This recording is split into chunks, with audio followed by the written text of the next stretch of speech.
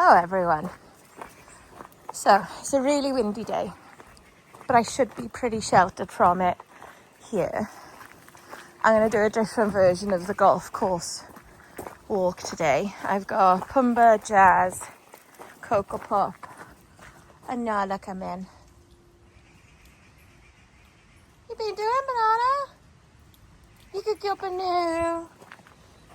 Come on in, Nala. Come on, you can shift your bum in front of me. You can.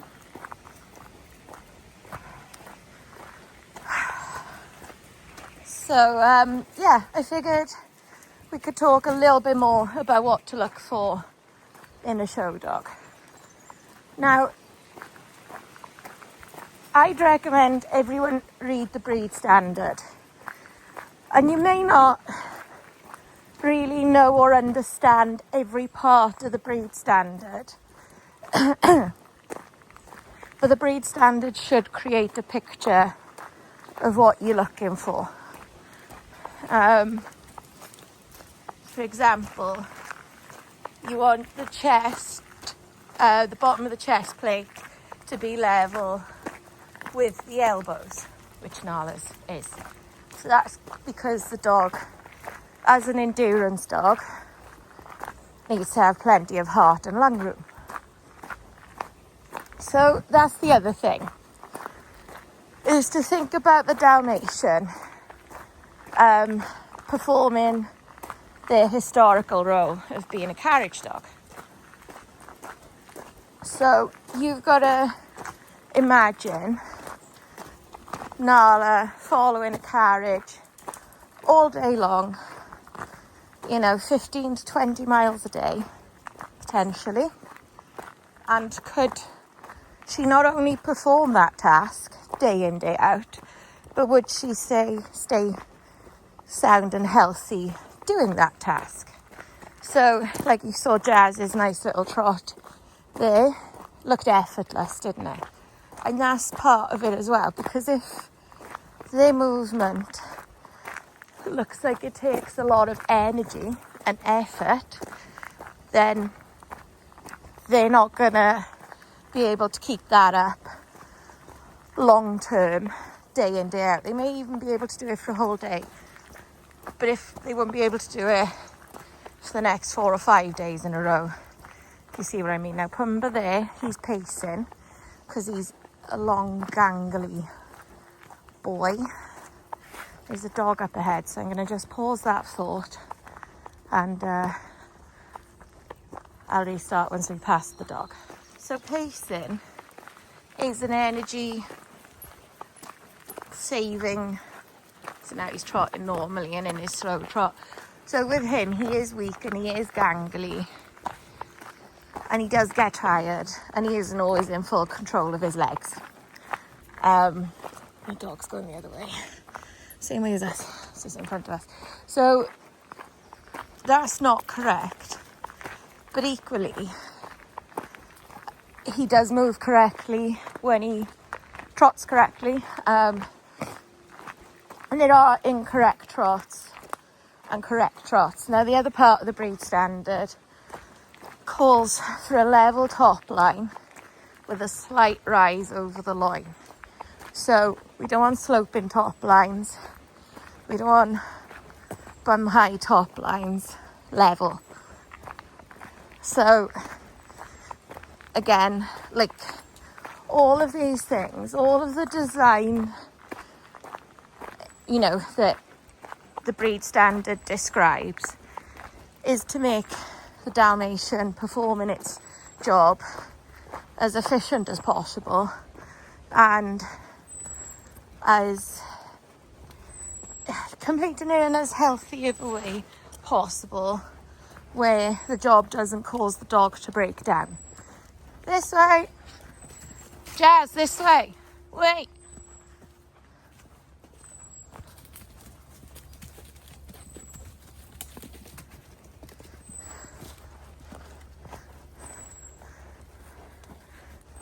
Guys, you gotta climb over the treatment. It's a good wave through, Jasmine.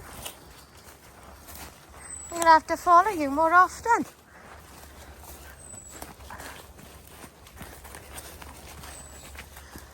So yeah, that's the other reason why feet are important and leg structure is important. Because if their feet are wonky, you know, if they turn in or turn out, then that's going to put additional strain on the front legs, which then could cause the dog to break down performing its historical role. If the feet aren't correct, the feet, you know, the pads will wear differently, which could cause the dog to go lame. So every part has a function, and also another part that's less talked about of a Dalmatian's function was while it was following the horse and carriage, it was expected to hunt a long route. Come on, guys. There's people playing. So yeah, and then that's the other thing as well. Dalmatians need to be athletic, capable of doing the job at hand, but so they need enough bone, which to like people who don't necessarily know what that means. It's kind of a way of describing how solid a dog is built. So if you think of a whippet or an Italian greyhound, they don't have a lot of bone. They might have a lot of bone for one of them, but if you compare a whippet to a Dalmatian, they don't have a lot of bone because they're not as solidly built as a Dalmatian. And then if you think of a Dalmatian to a Rottweiler, a Dalmatian won't have a lot of bone compared to a Rottweiler. So you need them to be solidly built enough that they could stand up to the job at hand. And also, not only are they expected to run with the horse and carriage, they're expected to protect it. So they have to be big enough to be intimidating. They also are expected to hunt en route, so they need to have a good bite. And when people describe a good bite, it means they have a correct bite for their breed. So the way their teeth are aligned. Do you know, if you actually just came to me, I could take you off lead. Right, wait. Idiot dogs. Pumba finds waiting the hardest, doesn't he? Because he's a boy. Right, Jazz, you know, because you haven't moved. And because he's an idiot boy who can't stand still, he's getting his lead off last. Okay. Right, you like, well now, considering you're lazy, considering you get so tired, you also lack patience to stand still. So there's a fine balance there between having enough bone to withstand the job physically, going over all sorts of terrains and, you know, running around with horses. Like, horses are big animals, and I'm not saying if a horse, you know, kicked a dog, it could survive, because obviously horses are dangerous in that way. But like, you know, I've had dogs before get rolled by a horse, so literally the horse kind of knocks them with their knee. Pumba, this way. Knocks them with their knee, and it just makes the dog roll. But like, they've got to be sort of solid enough to be able to handle stuff like that. Not that it happens often, but also then, on the flip side, if they're too solid, too heavy in bone, then that's going to affect their endurance capability. So that's where the fine line and the balance comes in. So balance is mentioned several times in the breed standard. It's basically just looking for a dog that is free from exaggeration. So every part of a Dalmatian isn't exaggerated. If you think of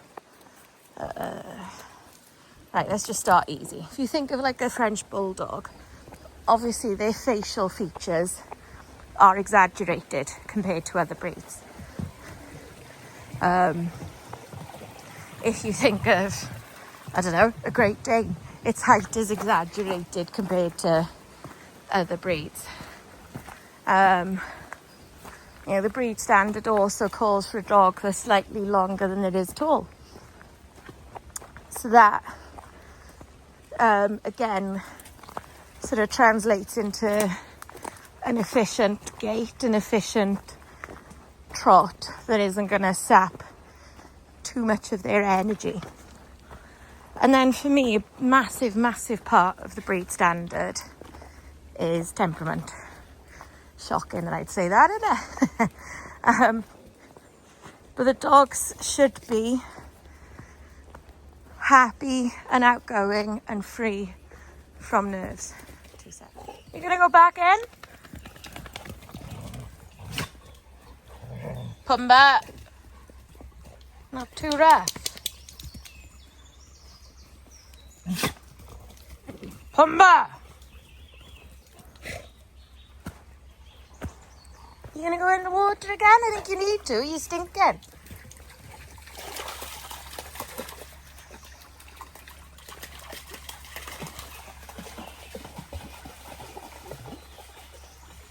She loves the water. Absolutely loves it.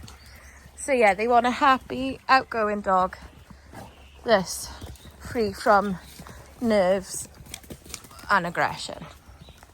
Is that you doing zoomies? You gangly spotty dog.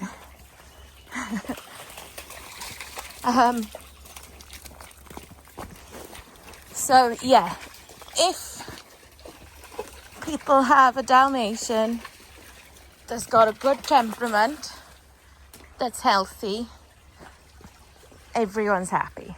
So that's all I get. I'm happy. Being a good show dog is a bonus. Having the potential to be a good show dog is a bonus.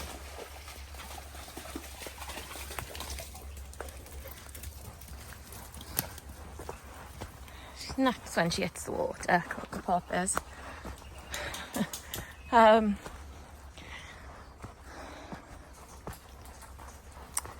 So yeah, that's kind of a very brief outline. And choosing a puppy from a litter that has the potential to make a good show dog is hard. It is tricky. And, you know, I don't always get it right. I don't feel in some that I've chosen. But some of it is knowing how different lines mature. So if you are buying a puppy from me and say you're buying a pumpkin puppy, then I'd be looking at how pumpkin matured from a youngster, from a puppy to full grown. I'd be looking at how a first litter developed and matured from babies to full grown. Not that they're quite full grown now, they're over a year old, but I'd be looking at Jude. I'd be looking at any litter siblings the pumpkin has. I'd also be then doing the same for the sire and any offspring that sire has already had. They may not have had their own puppies, either parent, but if you can look at them, because then you can sort of see, like, so in some lines heads develop quicker than fronts, for example, or they all go through a beanpole stage where they're really lanky, where they lack rear angulation, and then by a certain age they come back together again. So it's just learning that information that can help you with your choice. So basically, do a bit of research, do a bit of stalking. I mean, if you can go to a show and meet offspring at a show, that will help you as well. And it's never the full picture, it's never the full story, but all of these little bits can give you a good idea of what you're selecting and what you want to select. So I have waffled on for long enough, and I'm going to leave this here, and I shall see you all soon. Bye.